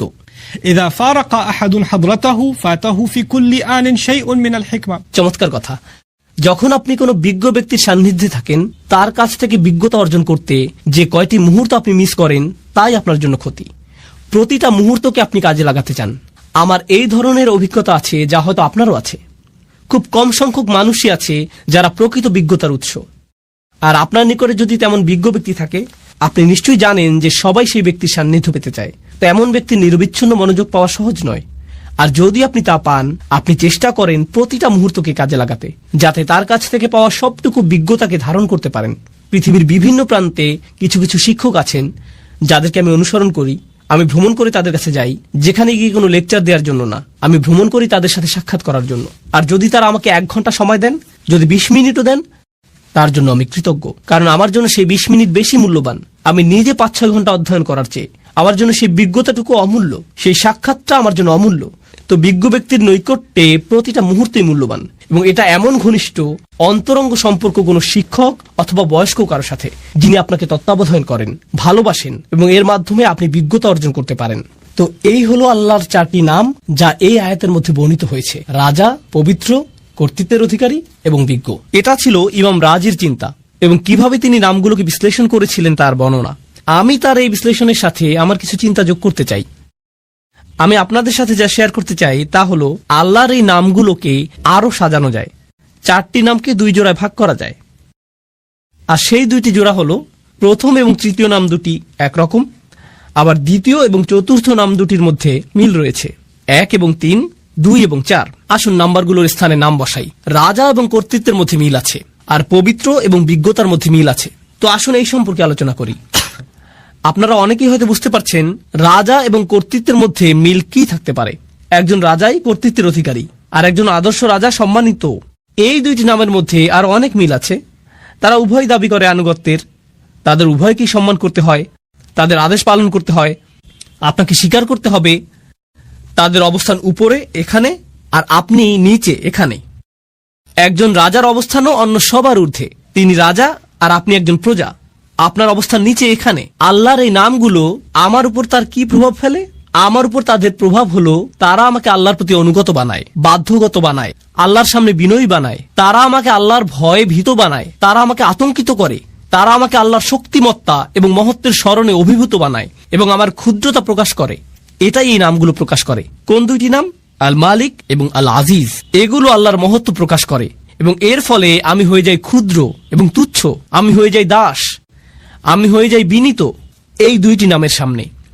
কিন্তু আপনি যদি অন্য দুইটি নাম দেখেন, আল কুদ্দুস, আল হাকিম, পবিত্র এবং বিজ্ঞ, প্রথম দুইটি নামের মতো পবিত্রতা, পরিশুদ্ধি দূর থেকে অনুভব করা সম্ভব নয়। পবিত্রতা এবং পরিশুদ্ধি বোঝা যায় যখন আপনি কারো কাছে যান, আপনি দেখতে পান তাদের আচরণ। আবার বিজ্ঞতা হলো এমন জিনিস যখন কেউ একজন আপনার কাঁধে হাত রেখে আপনাকে উপদেশ দান করে, যিনি আপনার অবস্থা উপলব্ধি করেন। আল হাকিম নিয়ে চিন্তা করলে কুরআনে বর্ণিত লোকমান আলাইহিসসালামের একটি ঘটনা আমার মনে পড়ে। লুকমান আলাইহিসসালাম ভালোবাসাপূর্ণভাবে তার ছেলেকে উপদেশ দিয়েছেন। আল্লাহ বলছেন, ওয়ালাকাদ আতাইনা লুকমানাল হিকমাহ, আমি লোকমানকে দিয়েছি বিজ্ঞতা। এরপর তিনি সেই বিজ্ঞতার একটা অংশ তার ছেলেকে দিচ্ছেন। সেই অন্তরঙ্গ, ঘনিষ্ঠ, ভালোবাসাপূর্ণ সম্পর্ক বিজ্ঞতা প্রদানেরই একটা অংশ। আপনি দূর থেকে বিজ্ঞতা অর্জন করতে পারবেন না। আপনাকে কারো সাথে সম্পর্ক তৈরি করতে হবে যাতে তিনি আপনার অবস্থার সাথে সম্পর্কিত উপদেশ প্রদান করতে পারেন। অন্য নামটি আল কুদ্দুস, পরিশুদ্ধ সঙ্গ, পবিত্র সঙ্গ, এমন সঙ্গ যার উপস্থিতিতে আপনি ভালো অনুভব করেন, আপনি প্রশান্তি অনুভব করেন। আমার কাছে আল কুদ্দুস এবং আল হাকিমকে এভাবেও সম্পর্কিত মনে হয়, যখন আপনি পরিশুদ্ধ কারো সান্নিধ্যে থাকেন তখন আপনার হৃদয় পরিশুদ্ধ হতে শুরু করে। আর আপনি যখন বিজ্ঞ কোনো ব্যক্তির সান্নিধ্যে থাকেন তখন তার বিজ্ঞতা দ্বারা আপনার মন পরিশুদ্ধ হতে শুরু করে। তো হৃদয় এবং মন পবিত্র হয় আল কুদ্দুস এবং আল হাকিম দ্বারা। তো দুইটি নাম হলো দূরত্ব সূচক, রাজকীয়, মহিমান্বিত, এমনকি ভয় সৃষ্টিকারী। আর অন্য দুইটি নাম নৈকট্য সূচক, বন্ধুত্বপূর্ণ, তারা আপনাকে কাছে টানে। এটা থেকে মনে হয় যেন এই নামগুলো বোঝায় দূরে কাছে, বারে বারে দূরে রাখা এবং কাছে টানার প্রক্রিয়া চলছে। আমার এবং আল্লাহর মধ্যে সম্পর্কের ক্ষেত্রে এই নামগুলোর যে বিপরীতধর্মী প্রতিক্রিয়া, তা আসলে খুবই চমৎকারভাবে কোরআনে বর্ণিত হয়েছে। আর আল্লাহর সাথে আমার সম্পর্কের ক্ষেত্রে এই উভয় অবস্থাই দরকারি। প্রথমে আমি আপনাদেরকে এর একটা উদাহরণ দিতে চাই। এক্ষেত্রে আমার প্রিয় উদাহরণটি হল মূসা আলাইহিস সালামের উদাহরণ। যখন তিনি আগুন দেখতে পেলেন, তিনি ছিলেন তার পরিবারের সাথে, আর তখন তিনি পাহাড়ের উপর আগুন দেখতে পেলেন। তিনি তার পরিবারকে বললেন, তোমরা এখানে থাকো, আমি আগুন দেখতে পেয়েছি, সম্ভবত আমরা সেখান থেকে পথ চলার নির্দেশনা পাবো। তিনি বুঝতেই পারেননি যে উপরে গিয়ে তিনি আল্লাহর সাথে কথা বলবেন। যখন তিনি সেখানে গেলেন তখন প্রথম অনুভূতি কি ছিল? আল্লাহ বলেছেন, ইয়া মূসা ইন্নী আনা রব্বুক ফাখলা'ন আলাইক। মূসা, নিঃসন্দেহে আমি তোমার প্রভু, অতএব জুতা খুলে প্রবেশ করো। ইন্নাকা বিল ওয়াদিল মুকাদ্দাসি তুয়া, নিঃসন্দেহে তুমি পবিত্র তুয়া উপত্যকায় আছো। তিনি ভয় পেয়ে গেলেন। আল্লাহ মূসা আলাইহিস সালামের উপর তার প্রভুত্বকে প্রতিষ্ঠিত করলেন। তিনি একজন দাস মাত্র, জুতা খুলে ফেলো, যথাযথ সম্মান প্রদর্শন করো। এটা একটা ভয় সৃষ্টিকারী সম্পর্ক। পরেই আল্লাহ কি বললেন? ওয়া আনা উখতারতুকা ফাসতামি' লিমা ইউহা, এবং আমি তোমাকে মনোনীত করেছি, আমি তোমাকে বাছাই করে নিয়েছি, তোমার উপরে যা নাজিল করা হচ্ছে তা মনোযোগ দিয়ে শোনো। অর্থাৎ আল্লাহ বলছেন, আমি তোমার মধ্যে সম্ভাবনা দেখেছি, এজন্যই তোমাকে মনোনীত করেছি। এখন তিনি মূসা আলাইহিস সালামকে স্বাভাবিক করতে চাইছেন। ইন্নানি আনাল্লাহ লা ইলাহা ইল্লা আনা ফা'বুদনি, নিঃসন্দেহে আমি আল্লাহ, আমি ছাড়া ইবাদতের যোগ্য আর কেউ নেই, আমার দাসত্ব করো। এটা আবারও প্রভুত্ব এবং দাসত্ব ভয় সৃষ্টিকারী সম্পর্ক। আর এর ঠিক পরেই নৈকট্য সূচক সম্পর্ক। ওয়াকিমিস সালাতা লিযিকরি, নামাজ কায়েম করো যাতে আমাকে স্মরণ করতে পারো। আল্লাহর স্মরণ অবশ্যই হৃদয়ের সাথে সম্পর্কিত এবং আল্লাহর সাথে নৈকট্য প্রকাশকারী বিষয়। এরপরেই তিনি আবারও তাকে ভয় দেখাচ্ছেন এবং বলছেন, ইন্নাস সাআতা আতিয়াতুন আকাদু উখফিহা লিতুজজা কুল্লু নাফসিন বিমা তাসআ ফালা ইয়াসুদ্দান্নাকা আনহা মান লা ইউমিন বিহা ওয়াত্তাবা হাওয়াহু ফাতারদা। কিয়ামত নিকটবর্তী, আমি এটাকে প্রায় সম্পূর্ণ গোপন রেখেছি, যাতে প্রত্যেক ব্যক্তি তার প্রচেষ্টা অনুযায়ী প্রতিদান পেতে পারে। যারা কিয়ামতে বিশ্বাস করে না এবং নিজের প্রবৃত্তির অনুসরণ করে, তাদেরকে সেই সুযোগ দিও না যাতে তোমাকে বিভ্রান্ত করতে পারে, তাহলে তুমি পাহাড় থেকে নিচে পড়ে যাবে। আক্ষরিকভাবে তিনি বলেছেন ফাতারদা, কারণ মূসা আলাইহিস সালাম পাহাড়ের উপরেই দাঁড়িয়েছিলেন। তো তিনি বললেন তারা রূপক অর্থে পাহাড় থেকে পড়বে, ব্যতিক্রম কিছু করলে তুমি আসলেই পড়ে যাবে। এই সূরাটি শুরু হয়েছে কিছু অপরাধীদের প্রতি কয়েকটি ভয়ঙ্কর ঘোষণার মাধ্যমে। ইনশাআল্লাহ তাআলা এই সূরাটি পাঠের মাধ্যমে সূরা মুতাফফিফিন আমরা প্রথমেই এই শব্দটি নিয়ে জানব। এরপর আল্লাহ চাইলে এর সাথে সাথে এর আগের সূরার সাথে এর সম্পর্ক নিয়েও আমরা জানব। আমি ভুলেই গিয়েছিলাম। আসসালামু আলাইকুম রহমতুল্লাহি তাআলা ওয়া বারাকাতুহু। যাই হোক, তো এবার প্রথমেই আমরা জেনে নেই মুতাফফিফিন শব্দের অর্থ কি। ওয়াইলুল লিল মুতাফফিফিন। মুতাফফিফিন শব্দটি তাফফাফা শব্দ থেকে এসেছে, ত, ফা এবং ফা। মুতাফফিফ শব্দটি দিয়ে বিশেষ এক ধরনের মানুষদের বোঝানো হয়েছে। এমন কিছু মানুষ, তারা যখন ব্যবসা করতে চায়, তারা যখন কারো কাছ থেকে কিছু পণ্য কিনতে যায়, তারা কিছুটা বেশি পেতে চায়, কিন্তু যখন দেওয়ার পালা আসে, তারা যতটুকু দেওয়া উচিত তার চেয়ে কিছুটা কম দেয়। আর এটা দুইভাবেই হয়ে থাকে, বাস্তব এবং অলিক। যেমন ধরুন, সেবা দেওয়ার সময় হয়তো কাউকে আপনার নির্দিষ্ট ঘন্টার কাজ করে দেওয়ার কথা, আপনার 5 ঘন্টার কাজ করার কথা, আপনি 4 ঘন্টা 58 মিনিট করলেন। 2 মিনিট আপনি কে দেখতে আসবে, কোনো ব্যাপার না, তাই না? কিংবা হয়তো আপনি কারো কাছ থেকে 200 টাকার চাল নিলেন, কিন্তু আপনি দিলেন 1.95, 200 টাকার 99% দিলেন, পুরোটা দিলেন না। কে দেখবে, কে দেখতে আসবে যে মাপে হালকা এদিক ওদিক হয়েছে? একেই বলা হয় মুতাফফিফ, যে ছোটখাটো চুরি করে। এতটাই ছোট যে যেই ক্রেতা প্রতারিত হলো, সে ফিরে এসে বলবে না এই বাকিটা ফেরত দিন, বা তারা এই ছোট অংশ নিয়ে কথা বলতে লজ্জিত অনুভব করে, তাই তারা চলে যায়। অতএব এটা এমন নয় যে তারা বিশাল বড় অঙ্কের টাকা চুরি করেছে, কিন্তু যা তাদের নেওয়ার কথা তারা তা থেকে খুব ছোট একটা অংশ বেশি নেয়। বুঝতে পারছেন? খুব ছোট অংশ সরিয়ে ফেলে। এখন এর সাথে গত সূরার বেশ কিছু মিল রয়েছে। প্রথমত, আল্লাহ আযজা ওয়া জাল্লা আমাদের জানাচ্ছেন কাল্লা বাল তুকাযযিবুনা বিদ্দীন। গত সূরা ইনফিতারে আমরা পড়েছি, তোমরা তো দিনকে অস্বীকার করে থাকো। আমরা জানি যে দিন হচ্ছে সম্পূর্ণ অংশ। এখানে সম্পূর্ণ অংশ পাওয়া এবং দেওয়া নিয়ে আলোচনা করা হয়েছে। বিচার দিবসে আমাদের কৃতকর্মের সম্পূর্ণ ফলাফল বুঝিয়ে দেওয়া হবে। গত সূরায় আরেকটি বিষয় আমরা পাই, আল্লাযী খলাকাকা ফাসাওয়াকা ফাআদালাক। তিনি আপনাকে সৃষ্টি করেছেন, আপনাকে ভারসাম্য দিয়েছেন, আপনাকে সুবিন্যস্ত করেছেন। তিনি কেবলমাত্র আপনাকে ভারসাম্যই দেননি, এর অর্থ এটাও যে তিনি আপনার মধ্যে ভারসাম্যের জ্ঞান দিয়েছেন। দেখুন, যে ব্যক্তি অন্যকে ঠকায়, যে মানুষকে ব্যবসায় ঠকায়, যে প্রাপ্য টাকার চেয়ে কম টাকা দেয়, নেয়ার বেলায় কি তারা পুরোটা নেয়? তারা নিজেরা ঠকতে চায় না, তারা পুরো টাকাটাই চায়। অতএব তারা ভারসাম্য বোঝে। তারা কখনোই চায় না যে তাদের পরিবারের কেউ ঠকে যাক। তারা কখনোই চায় না তাদের স্ত্রী, তাদের মেয়ে, তাদের ছেলে, তাদের ভাই ইত্যাদি ইত্যাদি তারা কখনো তাদের পাওনার চেয়ে কম পাক। কিন্তু তাদের গ্রাহকের বেলায় তারা তাদের পাওনার চেয়ে কম দেয়। তাদের অন্তরের মধ্যে ভারসাম্যের একটা জ্ঞান আছে। এই জ্ঞানের কারণে তারা বুঝে শুনেই কিছু আচরণ করে। একেই বলা হচ্ছে মুতাফফিফ। আল্লাহ আযজা ওয়া জাল্লা পূর্বের সূরায় যা বলেছেন, এটি তার বিপরীত আলোচনা করছে। আরেকটি বিষয় এখানে খুবই চমৎকার ও মাহাত্ম্যপূর্ণ, যে বিষয়টি আমি গত সূরার শেষে বলিনি। আল্লাহ আযজা ওয়া জাল্লা বলেন, ওয়াল আমরু ইয়াউমা ইযিল লিল্লাহ। এখানে তাকদিম ও তাখির হয়েছে। ওয়াল আমরু লিল্লাহি ইয়াউমা ইযিন। সাধারণত আমরা এভাবে বলি, ওয়াল আমরু লিল্লাহি ইয়াউমা ইযিন, সেই দিন আল্লাহই সিদ্ধান্ত দেবেন। কিন্তু আল্লাহ আযজা ওয়া জাল্লা এখানে বাক্যের শব্দগুলো আগে পরে করেছেন। তিনি বলেছেন আল আমরু ইয়াউমা ইযিন লিল্লাহ। এটা বলে সূরাটি শেষ হয়েছে, যা থেকে বোঝা যায় এটা হচ্ছে সেই দিন যেদিন সিদ্ধান্ত পুরোপুরি আল্লাহ নেবেন। এটা হচ্ছে সেই দিন যেদিন আল্লাহই এককভাবে সিদ্ধান্ত নেবেন। এখানে ক্রিয়াপদের ব্যবহার এবং যেভাবে আল্লাহ বলেছেন তা থেকে বোঝা যায় এই দুনিয়ায় কিছু সিদ্ধান্ত আছে যা আমরা নেব, কিন্তু সেই দিন আমরা কোনো সিদ্ধান্তই নিতে পারবো না। কিন্তু এখানে আল্লাহ আমাদের কিছু বিকল্প দিয়েছেন। সেই দিন আসার আগে আপনি কিছু সিদ্ধান্ত নিতে পারবেন। এজন্যই আল্লাহ বলেছেন, ওয়া ইলাল্লাহি তুরজাউল উমুর। সকল সিদ্ধান্তই তার কাছে। বিশ্বাসীদেরকে ভালো কাজের আদেশ দিতে বলা হয়েছে, তা'মুরুনা বিল মারুফ ওয়া তানহাউনা আনিল মুনকার। এখানে কিছু আমরের কথা বলা হয়েছে। সেই সাথে আল্লাহ কুফফারদের কথা বলতে গিয়ে বলেছেন, আমরামু আমরান। তারা কি অবিশ্বাসী হিসেবে থাকার ব্যাপারে সিদ্ধান্ত নিয়ে ফেলেছে? অতএব এই দুনিয়ায় আমাদের কিছু ক্ষেত্রে সিদ্ধান্ত নেওয়ার ক্ষমতা রয়েছে। আল্লাহ আমাদেরকে কিছু ব্যাপারে লাইসেন্স দিয়েছেন। গত সূরায় আল্লাহ বলেছেন, সেই দিন লাইসেন্স, নিয়ন্ত্রণ, সিদ্ধান্ত নেবার ক্ষমতা থাকবে শুধুই আল্লাহর কাছে। আর এই সূরার শুরুতেই আমরা দেখছি মানুষকে সিদ্ধান্ত নেবার ক্ষমতা দিলে তারা কেমন সিদ্ধান্ত নেয়। তারা তাতফিফ আল মিজান করে, যতটুকু দেওয়ার কথা তারা তার চেয়ে কিছুটা কম দেয়। তাহলে এই সূরাটি শুরু হয়েছে ওয়াইল শব্দ দিয়ে। ওয়াইল একটি আরবি শব্দ যার অর্থ কাউকে অভিশাপ দেয়া, তার উপরে অভিশাপ পড়ুক, সে ধ্বংস হোক, সে অসুস্থ হোক, সে রোগাক্রান্ত হোক, সে ধসে যাক। এটা একটা ভয়ঙ্কর শব্দ। এটা এমন কেউ বলে যে সম্পূর্ণ শেষ হয়ে গিয়েছে, যখন তার আর বলার কিছু থাকে না, সে জানে না কি বলতে হবে, সে বলে ইয়া ওয়াইলাতা বা ইয়া ওয়াইলানা, আমাদের উপর অভিশাপ পড়েছে।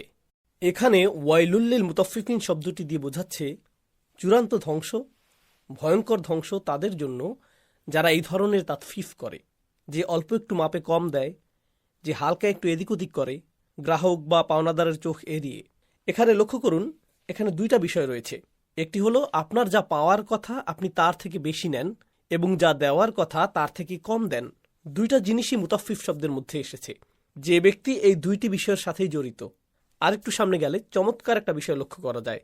আল্লাহ আজ্জা জাল্লা এ ধরনের লোক কি করে তার একটা বর্ণনা দিয়েছেন, যদিও মুতাফফিফ শব্দটি দিয়েই পুরো বিষয়টি বোঝা যাচ্ছে। আল্লাহ পরিষ্কার করে বলেছেন কোন কাজটি তাদেরকে মুতাফফিফ বানায়। তবে সামনে যাওয়ার আগে এই শব্দটি নিয়ে আরও কয়েকটি বিষয়ে আলোচনা করি। সহিহ হাদিসে এসেছে, বুখারীতে উল্লেখ রয়েছে, ولا طففوا الكيل إلا منعوا النبات وأخذوا بالسنين। খুবই শক্তিশালী একটি হাদিস। তারা ব্যবসায় বিন্দুমাত্র প্রতারণা করেনি। তাফফাফুল কাইল, তারা অল্প কিছু নিয়েছে বা পাওনার চেয়ে কম দিয়েছে, এমনটি হয়নি। তবে দুইটি জিনিস হয়েছে, ফসলের ফলন বন্ধ হয়েছে, মাটির ফলনশীলতা বন্ধ হয়েছে। আর আরেকটি বিষয় হয়েছে, তাদের পানি পাওয়া বন্ধ হয়েছে, জমিতে পানি প্রবেশ বন্ধ হয়েছে। অর্থাৎ পুরো দেশ নানা ধরনের দুর্যোগের সম্মুখীন হচ্ছে। অনেকে বলে দেশমাতৃকার প্রতিশোধ বা প্রাকৃতিক প্রতিশোধ। এগুলো কোনো প্রাকৃতিক প্রতিশোধ নয়, এগুলো সবই আল্লাহ সুবহানাহু ওয়া তাআলার শাস্তি, যে জাতি তাতফিফে জড়িয়ে আছে তাদের জন্য। হাদিসে তাকালে আমরা দেখতে পাই, এটা বাবে উকুবাতে আছে, এই দুনিয়ায় মানুষের দুর্নীতির ফলাফল বা শাস্তি সংক্রান্ত অধ্যায়ে এসেছে। আল্লাহ আজ্জা জাল্লা সূরা রুমে বলেছেন, জাহার আল ফাসাদু ফিল বাররি ওয়াল বাহর বিমা কাসাবাত আইদিন নাস। দুর্নীতি ছড়িয়ে পড়েছে ভূমিতে ও সাগরে, এগুলো মূলত মানুষের নিজের হাতের কামাই। অতএব ব্যবসায়ে এরকম ছোট ছোট ধোঁকা দেওয়ার ফলে, এ ব্যাপারে আল্লাহর নবী সাল্লাল্লাহু আলাইহি সাল্লাম আমাদের জানিয়েছেন, এর ফলে বৃষ্টিপাত বন্ধ হয়ে যায়, খরা চলে আসে, ফসল ফলে না, মৌচাকে মধু থাকে না। এই ধরনের বিষয়গুলো ঘটে যখন মানুষ তাদের ব্যবসায় ছোট ছোট দুর্নীতি করা শুরু করে। এখন কেউ হয়তো বলতে পারে, ওয়াল স্ট্রিটে কি হচ্ছে, এর সাথে ফসলি জমির কি সম্পর্ক?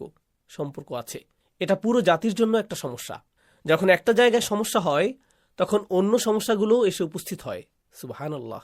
তাই আস-সাবুনির মতো আলেমগণ মন্তব্য করেছেন, التنكير للتهويل والتفخيم। আমরা শুরুতে পড়েছি ওয়াইলুন, সেখানে একটি তানফিন ছিল, বলা হয়নি আল ওয়াইলু, তাই না?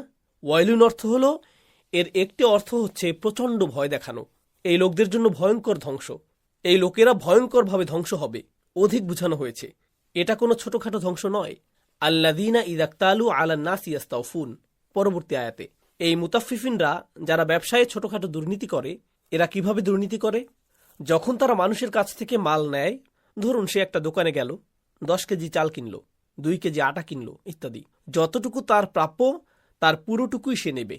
ইকতালা, ইকতালা অর্থ কারো কাছ থেকে পণ্য নেয়া, ওজন করে কারো কাছ থেকে পণ্য কেনা। কিন্তু আরবি ভাষায় যখন আমরা বলি ইকতালা, আমরা বলি ইকতালা মিন, আমরা ইকতালা বলি না, এটাই প্রচলিত। আরবি ভাষায় আমরা বলি সে অমুক ব্যক্তির কাছ থেকে পণ্য কিনেছে, অমুক ব্যক্তির উপরে না। কিন্তু এখানে উপরে বোঝাচ্ছে। এখানে এই আলা শব্দটি খুবই গুরুত্বপূর্ণ। এই শব্দটির অনেকগুলো ভাষাগত গুরুত্ব রয়েছে। সাধারণ অবস্থায় আপনি দোকানে গেলেন, আপনার যা কেনার আপনি নিয়ে দাঁড়িপাল্লায় রাখলেন, মাপ দিয়ে দাম মেটালেন, এটা হলো সাধারণ বিনিময় পদ্ধতি। কিন্তু ইকতালা আলান নাস, প্রথমত এটা দিয়ে মূলত বোঝায় তাসাল্লু, আপনি দোকানিকে তিরস্কার করছেন, না আমার আরেকটু বেশি পাওয়ার কথা, না আপনি ঠিকভাবে মাপ দেননি, আপনি বেশি পাওয়ার জন্য তার উপর হম্বিতম্বি করছেন, যদিও সে ঠিকভাবে মাপ দিয়েছে। আপনি ধমক দিয়ে বলছেন, না আপনি মাপে ভুল দিয়েছেন, আরও দেন। এটাই হলো আলান নাস। এই লোকটি তার পাওনার চেয়ে বেশি নিচ্ছে এবং একই সাথে দোকানিকে বেশি দেওয়ার জন্য ধমকাচ্ছে। সুতরাং আমরা এখানে দেখছি, في الأصل يقال اكتال من ولا يقال اكتال على، وقد عدى فعل اكتال في هذه الآية بحرف على للدلالة على التسلط لأن هؤلاء المطففين لم يكتالوا من الناس بل تسلطوا عليهم بالاكتيال. তারা মানুষকে বেশি পাওয়ার জন্য চাপ দেয়। এখন এটা যদি সাধারণ কোনো লেনদেন হতো তাহলে আমরা এভাবে পেতাম আল্লাযীনা ইযাক্তালু মিনান নাস, মিন শব্দটি ব্যবহৃত হতো। সুতরাং পণ্য নেওয়ার ক্ষেত্রে এটা কোনো সাধারণ অবস্থা নয়। এখানে পণ্য নেওয়ার বিষয়টি উল্লেখ করা হয়েছে। আমরা মাঝে মধ্যে এমন বলি না, আমরা বলি আমাদের তো আলাদা করে মাপার কিছু নেই, আমরা তো জমি থেকে আটা গম কিনছি না, আমাদের এখন আর এইসব নেই। পুরনো ক্রেতা হলে অনেকে এমনটাই করে। কেউ হয়তো একটা ভুল করলো, অমনি আপনি তার উপর ক্ষেপে গেলেন, না আমার 8 মাসের ফ্রি সার্ভিস পাওয়ার কথা, আপনি এটা সেটা নিয়ে আসলেন। হ্যাঁ, আপনার সাথে এই ভুল হওয়ার কথা না, কিন্তু আপনি সর্বশক্তি দিয়ে তার উপর ঝাঁপিয়ে পড়লেন, কারণ আপনি চাকরিতে এটাই শিখেছেন বা আপনি অন্যদের এমনটি করতে দেখেছেন, তাই আপনি এই ফ্রি সার্ভিস পাওয়ার জন্য মরিয়া হয়ে উঠেছেন। এই ভুল করার কারণে আপনি সেই লোককে চাকরি থেকে বরখাস্ত করালেন যে এই অর্ডার নিয়েছে। সেই লোকটি হয়তো 100টি কল রিসিভ করেছিল। এই আপনার ম্যানেজারকে, আমি আপনার ম্যানেজারের সাথে কথা বলতে চাই, এত বাজে সার্ভিস দিচ্ছেন আপনারা। আপনি কিছু সুবিধা পাওয়ার জন্য ধমকাচ্ছেন। হ্যাঁ, কিছু সময় এর প্রয়োজন আছে, কিন্তু বেশিরভাগ সময়েই আপনি নিজেকে প্রশ্ন করে দেখবেন আপনার এমন আচরণ করা অনুচিত। তাহলে ইকতালা আলান নাস, আল্লাযীনা ইযাক্তালু আলান নাস ইয়াস্তাউফুন, এখানে খুবই চমৎকার একটি শব্দের মাধ্যমে আল্লাহ চিত্রিত করেছেন। সুবহানাল্লাহ। এখানে ইয়াস্তাউফুনা শব্দটির অর্থ তাদেরকে পরিপূর্ণভাবে দেয়া হয়েছে, তারা যা চায় তাদেরকে পরিপূর্ণভাবে মেপে দেয়া হয়েছে। কিন্তু ইয়াস্তাউফুন শব্দের অর্থ হলো তারা পরিপূর্ণভাবে পাওয়ার চেষ্টা করে। এ থেকে বোঝা যায় তারা যে পরিপূর্ণভাবে পায় কিনা তা নিয়ে নয়, তাদের আরো চাই আরো চাই আরো চাই এরকম একটা ভাব থাকে। এরা ক্রেতা হিসেবে খুবই চালাক ধরনের হয়ে থাকে। এই আয়াতটি ব্যবসায়ীদের জন্য নয়, এটা ক্রেতাদের জন্য, যারা তাদের পাওনার চেয়ে বেশি নেয়।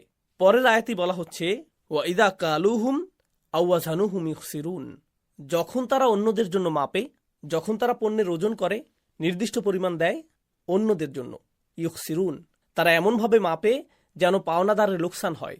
খাসিরাত শব্দের অর্থ লোকসান, আকসারা শব্দের অর্থ অন্যকে লোকসানের মুখে ফেলা, অন্যকে লোকসানে ফেলা। সে যা পায় তাকে তা দিবে না, আমি তাকে তার পাওনার চেয়ে কম দিব, এমনভাবে দিব যাতে অন্তত 5%, 10%, 2%, 0.1%, তাকে কিছু না কিছু কম না দিলে আমার অন্তরে শান্তি লাগবে না। সে যা পায় তার থেকে কিছুটা কম না দিলে হবে না। এটাই হলো ইখসিরুন, তারা এমনভাবে মাপে যেন অন্যে লোকসানে পড়ে। এখানে আরেকটি ব্যাপার হলো, এখানে চমৎকার ভাষায় বর্ণনা করা হয়েছে। সাধারণত আরবি ভাষায় এভাবে বলার কথা ওয়া ইযা কালু লাহুম আও ওয়াজানু লাহুম, এখানে একটি হরফে জার হবার কথা। তারা তাদের ক্রেতাদের জন্য মাপে বা তারা দাঁড়িপাল্লায় তাদের জন্য মাপে, এখানে লাম হবার কথা। লাম না থাকার কারণে বোঝা যাচ্ছে এটি কোনো তমেই লেনদেনের কথা বলছে না, এখানে কোনো সাধারণ লেনদেন বোঝাচ্ছে না। তারা মানুষকে কিছু পণ্যে এমনভাবে ধোকা দিয়েছে যেভাবে এখানে লামটিও হারিয়ে গিয়েছে। লাম হারিয়ে গেছে যেন সেই পণ্যটিও হারিয়ে গেছে। এটা আরবি ভাষার একটি আলংকরিক গুণ। সুবহানাল্লাহ। তাহলে ওয়া ইযা কালুহুম আও ওয়াজানুহুম ইখসিরুন, এখন এখানে আল্লাহ কেবলমাত্র ব্যবসায়ীদের ব্যাপারে বলেননি, তিনি এখানে শুধুমাত্র চালাক ক্রেতাদের ব্যাপারে বলেননি, যারা ধমক দিয়ে অন্যদের থেকে বেশি নিয়ে নেয়। এখানে আরও একটি বিষয় বর্ণিত হয়েছে। আল্লাহ বলেছেন আফালা ইয়াতাদাব্বারুনাল কুরআন, তারা কি কোরআন নিয়ে গভীরভাবে ভাবে না? তাদাব্বুর শব্দটি দিয়ে বোঝায় কোনো কিছুর পেছনে তাকানো, দুবুর অর্থ কোনো কিছুর ভেতরে খতিয়ে দেখা। এমন একজন মানুষের চরিত্র আসলে কেমন, সে এমন আচরণ করছে কিন্তু এর পেছনে আসল কারণ কি, কেন সে মানুষকে এভাবে ধোকা দিচ্ছে, এবং মানুষের সাথে এই ধরনের আচরণ করেও সে খুব স্বাভাবিক আছে। কেউ যদি আগে থেকে এরকম না হয়ে থাকে, এরকম চালাক না হয়ে থাকে, সে কারোর সাথে এসব করতে গেলে অপ্রস্তুত হয়ে পড়বে। আপনাদের মধ্যেও হয়তো অনেকে এরকম করেছেন। আপনি কারোর সাথে দামাদামি করতে গেলে কিছুটা অপ্রস্তুত হয়ে পড়বেন। তখন হয়তো আপনি আপনার ভাই বা বোনকে নিয়ে যাবেন দরদাম করতে, আপনি নিজে এটা করতে পারবেন না, কারণ এটা আপনার ব্যক্তিত্বের সাথে যায় না, কিন্তু সে এটা করতে পারবে। সে খুব সহজেই দাম বাড়িয়ে বলবে। কিংবা আপনি কোনো ক্রেতা হলে যদি আপনি না জানেন কিভাবে কথা বলতে হবে, আপনি শুধু অর্ডার করতে জানেন, আপনি এমন কাউকে নেবেন যে চালাক প্রকৃতির, যে কঠিন ভাষায় দরদাম করতে পারে, যে আপনার হয়ে দরদাম করে দেবে। এখন কেমন ধরনের মানুষ এই কাজ করতে পারে, কোন ধরনের মানুষের এমন ব্যক্তিত্ব থাকে? পরবর্তী আয়াতেই বলা হচ্ছে আলা ইয়াজুন্নু উলাইকা আন্নাহুম মাবউসুন, এরা হলো তারাই যারা উলাইকা শব্দটি দিয়ে তাদের থেকে দূরত্ব বোঝাচ্ছে। আল্লাহ আজ্জা ওয়া জাল্লা তাদের থেকে নিজের দূরত্ব তৈরি করেছেন। আল্লাহ তাদের সাথে সরাসরি কথা বলছেন না, তিনি বলছেন তাদের প্রতি, হুম ব্যবহার করেননি, বলেছেন উলাইক। বেশ দূরত্ব নিয়ে বলেছেন। তারা কি কখনোই অনুধাবন করেনি? তারা কি একবারও ভেবে দেখেনি যে তাদেরকে আবারও উঠানো হবে? তাদেরকে আবারও উঠানো হবে। আপনারা বলতে পারেন এর সাথে ব্যবসার কি সম্পর্ক? দেখুন, যখন তারা প্রথমবার এমনটা করে তারা কিছুটা নার্ভাস থাকে। প্রথমবার যখন করে আমার মনে হয় এটা করা উচিত না, হয়তো সে কারো অ্যাকাউন্টেন্ট হয়ে কারোর উপর অন্যায়ভাবে কর আরোপ করছে, এমন ভুল কাগজপত্র তৈরি করতে গিয়ে সে কিছুটা ইতস্তত করে। দ্বিতীয়বার করার সময় সে কিছুটা কম নার্ভাস থাকে এবং পার পেয়ে যায়। এভাবে চলতে চলতে এক সময় সে সিস্টেমকে পাশ কাটানো শিখে যায়, কিভাবে আইন কানুন ফাঁকি দিতে হয়। সে শিখে যায় কিভাবে কি করতে হয়। সে নিজে তো করতেই পারে, সেই সাথে সে অন্যদেরকেও শেখায় কিভাবে আইনকে পাশ কাটাতে হয়। এভাবে তারা প্রচণ্ড আত্মবিশ্বাসী হয়ে পড়ে। তাদের এই আত্মবিশ্বাস আসে এই বিশ্বাস থেকে যে কোনো আইনই তাদেরকে আটকাতে পারবে না। তারা পুরোপুরি শিখে গেছে কিভাবে আইনকে ফাঁকি দিতে হবে। এভাবেই তাদের আত্মবিশ্বাস জন্মায়, তাদের এমনকি অহমিকাও জন্মায়। তারা তাদের অন্যায় কাজের জন্য গর্ববোধ করে যখন তারা দীর্ঘদিন ধরে আইনের ধরাছোঁয়ার বাইরে চলে যায়। তারা বুঝতে পারে তাদেরকে কেউ ধরতে পারবে না, তারা পার পেয়ে যাবে। আপনারা দেখবেন বর্তমান সময়ে অনেক অপরাধী ধরা পড়ে যখন তারা মনে করে তাদের কেউ ধরতে পারবে না। এভাবে তারা কিছুটা উদাসীন হয়ে যায়। এই উদাসীনতার কারণে তারা ধরা পড়ে যায়। তাহলে এখানে আল্লাহ বলছেন যে তাদেরকে যে আবার উঠানো হবে, অবশ্যই আল্লাহর সামনে উঠানো হবে। তাদেরকে আবার জীবন দেয়া হবে এবং আল্লাহর সামনে উঠানো হবে।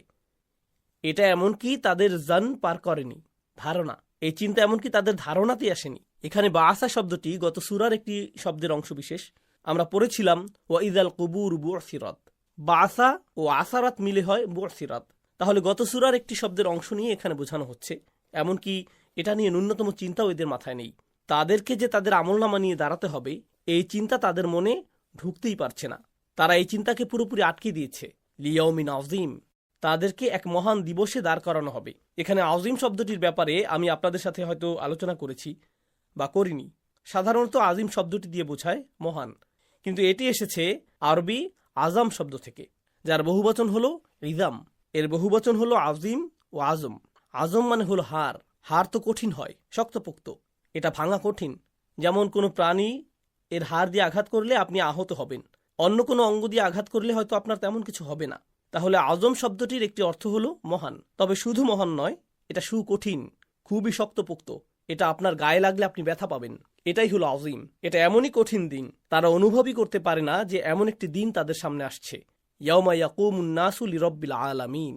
গত সূরায়, সামনে আগানোর আগে বলে রাখি, আল্লাহ বলেছেন তাদের কি কোনো অনুভূতিই নেই যে তাদেরকে এমন মহান দিনে দাঁড়াতে হবে? আল্লাহ কি গত সূরায় সেই মহান দিন সম্পর্কে কিছু বলেছিলেন? আল্লাহ বলেছেন ইযাস সামাউন ফাতারাত ওয়া ইযাল কাওয়াকিবু ইনতাসারাত ওয়া ইযাল বিহারু ফুজ্জিরাত ওয়া ইযাল কুবুরু বুসিরাত। যখন আকাশকে উন্মুক্ত করে দেয়া হবে, যখন তারকাসমূহ পাতার মতো খসে খসে পড়বে, যেন এগুলোতে মুক্ত বসানো আছে। আপনি পাতায় একটা ঝাঁকি দিলেন আর এগুলো বিক্ষিপ্তভাবে খসে পড়ল, এবং সমুদ্রগুলো উত্তাল হয়ে পড়বে আর কবরগুলো উন্মোচিত করা হবে। এগুলোর ভেতরে যা ছিল সেগুলোকে বের করে আনা হবে। এই দিনের মাহাত্ম্যকে পুরোপুরি ফুটিয়ে তোলা হয়েছে। এত কথা বলার পরেও কিছুটা এগুলো শুনেও তাদের মনে পুরোপুরি প্রভাব ফেলেনি। তাই লিয়াউমিন আযীম এখানে আলাদা আরেকটি আয়াত দেয়া হয়েছে। এমন একটি মহান দিনের কথা শুনেও, যাকে সূরা নাবায় আল্লাহ বলছেন নাবাউল আযীম, এত শক্তিশালী আয়াত শুনেও তাদের মনে কিছুই হয়নি, কিছুই মনে ঢোকেনি। এবং আমরা এই সূরার সামনের দিকে আরও দেখব কেন তাদের মনে কিছুই ঢোকে না। এত ভয়ঙ্কর কথা শুনেও তাদের মনে কেন কোনো প্রভাব পড়ে না। ইয়াউমা ইয়াকুমুন নাসু লিরাব্বিল আলামিন, ইয়াউমা ইয়াকুমুন নাসু লিরাব্বিল আলামিন। গত সূরায় আমরা পড়েছি আলিমাত নাফসুম মা কদ্দামাত ও আখারাত। প্রত্যেকে জানতে পারবে সে যা আগে পাঠিয়েছে এবং যা পিছনে রেখে গেছে। প্রত্যেকেই জানতে পারবে কিসে সে বিনিয়োগ করেছে, যা সে আগে পাঠিয়েছে, কোন কোন সুযোগ সে হেলায় হারিয়েছে। আর আমরা এর দৈর্ঘ্য নিয়ে গত সূরায় পড়েছি। এখানে ভিন্ন একটি চিত্র, একই দৃশ্যের ভিন্ন উপস্থাপনা। সেই মহান দিনে যেদিন মানুষ সমগ্র বিশ্বের মহান প্রতিপালকের সামনে দাঁড়াবে। আলামিন ব্যবহৃত হয়েছে উকুলদের জন্য, যাদের বুদ্ধি রয়েছে, অর্থাৎ সমগ্র জাতির, সব মানুষের রব। অন্যভাবে বললে অপরাধীদের রব, ধোঁকাবাজদের রব ও তাদের ক্রেতার রব, অপরাধী ও তাদের সহযোগীদের, সেই সাথে তাদের সাথে আরও যারা ছিল, তাদের প্রত্যেকেই একসাথে দাঁড়াবে। তারা এমনকি ক্ষুদ্র পরিমাণ অন্যায় থেকেও পার পাবে না। কাল্লা, একটুও নয়। অর্থাৎ তাদের এই মনোভাব তাদেরকে কোনোভাবেই বাঁচাতে পারবে না। কাল্লা দিয়ে বোঝাচ্ছে তারা যে মনে করে যে তাদেরকে আর উঠানো হবে না, তারা এভাবে ভাবে কারণ এটাই তারা বিশ্বাস করে। তারা দুনিয়াতে তাদের আচরণের ব্যাপারে এতটাই আত্মবিশ্বাসী হয়ে গেছে যে তারা ভাবে এটাই তাদের বাঁচার জন্য যথেষ্ট হবে। আসলে মানুষের বড় ভুলগুলোর একটি হলো তারা পাপ করে, এতটাই আপনার মনে করেন তাদের পাপের কোনো সীমা নেই। তখন তারা কি করে জানেন? তারা এর ফলাফল নিয়ে চিন্তা করা বন্ধ করে দেয়। এখন আপনি চিন্তা করা বন্ধ করলেই কি এর শাস্তি কমে যাবে? না, এতে কিছুই হবে না। আপনি যদি মনে মনে ভাবেন যে এতে কোনো শাস্তি নেই, আপনার এই ভাবনায় কোনো লাভ হবে না। তাই আল্লাহ বলেন, কাল্লা, না না না, আপনার এই ভাবনা আপনাকে বাঁচাতে পারবে না। আপনি নিজের মতো করে কিছু ভেবে নিতে পারেন, আপনি ভাবতে পারেন আপনি নিরাপদ, কিন্তু এই শাস্তি আপনাকে ঘিরে ধরবেই। তিনি বলেন, ইন্না কিতাব আল ফুজ্জারি লাফি সিজ্জিন। এই আয়াতটা খুবই চমৎকার। আয়াতটিকে পুরো প্রেক্ষাপটটা বোঝার জন্য আসুন গত সূরার সাথে মিলিয়ে পড়ি। আপনি দেখবেন আমরা যে সূরাগুলো অধ্যয়ন করছি এতে একই সাথে ফেরেশতাদের বর্ণনাও রয়েছে। প্রতিটি সূরাতেই এগুলো প্রায় একসাথেই বর্ণিত হয়েছে। গত সূরায় আমরা এমন ফেরেশতাদের ব্যাপারে জেনেছি যেগুলো এখানে রয়েছে। ইন্না আলাইকুম লাহাফিজিন কিরামান কাতিবিন ইয়ালামুনা মা তাফআলুন। প্রহরারত ফেরেশতাগণ এখানে আছেন, তারা পবিত্র, অতএব তারা অন্যায়ভাবে কিছু লিখবেন না। তারা অভিজাত, অতএব তারা লেখার ক্ষেত্রেও সেই আভিজাত্য ধরে রাখবেন। এবং তারা প্রতিনিয়ত লিখে যাচ্ছেন। এবং তারা কি লিখছেন? ইয়ালামুনা মা তাফআলুন। তারা জানেন আপনি কি করছেন, তারা আপনার কাজের ব্যাপারে সবই জানেন এবং তারা প্রতিনিয়ত লিখে যাচ্ছেন। তাহলে লেখার কথাটা গত সূরায় বিশেষভাবে উল্লেখ করা হয়েছে। কি লেখার ব্যাপারে? আমরা যা যা করি, আমাদের সব কাজ। এবার এখানে আরেকটি অংশ এসেছে, এটা আমাদের জন্য বোঝা ও ব্যাখ্যা করা অনেকটাই সহজ, কারণ আমার টেকনোলজির অভিজ্ঞতা আছে। আপনারা তো ডেটা এন্ট্রি সম্পর্কে জানেন। আপনি ডেটা লিপিবদ্ধ করছেন। ডেটা এন্ট্রি করতে আপনাকে একজন ভরসাযোগ্য মানুষকে নিয়োগ দিতে হবে, কারণ সেখানে যদি কোনো ভুল হয় তাহলে আপনি যে ইমেইল করেছেন, ফ্যাক্স করেছেন, আপনি যে চুক্তি করছেন, সেখানে যদি ভুল হয় তাহলে আপনাকে সমস্যায় পড়তে হবে। তাহলে প্রথম কথা, আমাদের কাজের ডেটা কে লিপিবদ্ধ করছে? ফেরেশতাগণ, তারাই এগুলো লিপিবদ্ধ করছে। তাহলে এখানে কি কোনো ভুল হওয়ার সম্ভাবনা আছে? না। কিন্তু এখানে আরও একটা ব্যাপার আছে। ব্যবসায়, লেনদেনে ও ইত্যাদি দুনিয়াবি কাজে আপনি কেবল একজন নির্ভরযোগ্য কাউকে নিয়োগই দিবেন না, একই সাথে আপনাকে এই প্রামাণ্যগুলো সংরক্ষণ করতে হবে। আপনারা কি ব্যাকআপ সার্ভার সম্পর্কে জানেন? ইদানিং খুব চলছে, যেগুলো আপনার ডেটাকে নিরাপদে সংরক্ষণ করে, যাতে গ্রাহকের নাম, তথ্য, অ্যাকাউন্ট ও পরিচিতি সংরক্ষিত থাকে। কোন দিন কোন প্রোডাক্টটি পাঠাতে হবে সব কিছু সংরক্ষণ করে রাখা হয়। যদি আপনার ডেটা চলে যায়, সেটা টাকা হারানোর চেয়েও বড় কিছু। এতে সব থাকে, এটাই সব। তাহলে গত সূরায় এই তথ্যগুলোর লিপিবদ্ধকরণ নিয়ে বলা হয়েছে, কিন্তু এই সূরায় বলা হচ্ছে সেই তথ্যগুলো কিভাবে সংরক্ষণ করা হচ্ছে, এগুলোকে কোথায় রাখা হয়েছে। কারণ যদি সংরক্ষণই নিরাপদ না হয় তাহলে এগুলো লিপিবদ্ধ করে লাভ কি? বুঝতে পেরেছেন? তাহলে এখন দেখুন, কাল্লা ইন্না কিতাব আল ফুজ্জার, না না না, নিশ্চিতভাবেই এই দাগী অপরাধীদের আমলনামা আল ফুজ্জার এসেছে ফজর থেকে, যেভাবে রাতের অন্ধকারকে ভেদ করে, একে ফজর বলা হয়। ফাজির হচ্ছে সে যে আল্লাহর আদেশকে খুব বাজেভাবে অমান্য করে। তারা এটা নিয়ে কোনো খারাপ বোধ করে না, তারা গর্ববোধ করে। তারা দুনিয়ার সবচেয়ে পাপের কাজগুলো করে। তারা করে কারণ তারা মনে করে তাদেরকে কেউ কিছু করতে পারবে না। তারা এমন মনোভাব পোষণ করে, কেই বা আমাকে দেখছে, কে আমাকে ধরতে আসবে, কে আমাকে আটকাবে, কেই বা আমাকে এগুলো নিয়ে ধরতে আসবে। তাহলে এই মনোভাব, আল্লাহ আজ্জাজাল্লাহ বলেন, তুমি একটি ফাজির হতেই পারো, কিন্তু তুমি যা করো সবই লিপিবদ্ধ করা হয়েছে এবং এগুলোকে একটি বইয়ে সংরক্ষণ করা হয়েছে। এটাই হলো দাগী অপরাধীদের আমলনামা। এটা হচ্ছে একটি তালিকা, একটি নিবন্ধন খাতা।